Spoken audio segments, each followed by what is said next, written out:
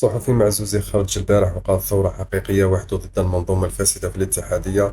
معزوزي فجر في قنبلة من العيار الثقيل. الدولة الجزائرية تصرف في ملايير سنتيمات وتخصص طائرة خاصة ملك للشعب باش تضمن راحة اللاعبين. واش صرا بعد الإقصاء؟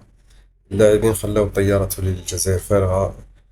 كل واحد فيهم حكم طيارة وراح يضرب في الفاكونس في دبي وأوروبا، ولا واحد فيهم احترم مشاعر الشعب المحقور الذي بكى دم على الإقصاء. قارنوه فقط مع منتخب السنغال اللي ألغت الدولة رحلتهم وعاقبتهم لأنهم ما شرفوش بلادهم، وإحنا الدلال المفسد عمى عيونهم. الفساد ما حبسش هنا. معزوز يتكلم على تبديد المال العام في البطولة الوطنية. لاعب محلي يدي 700 مليون سنتيم في الشهر، وفي النهاية واش قدم للمنتخب؟ صفر. وفوق هذا يحكموه منشطات.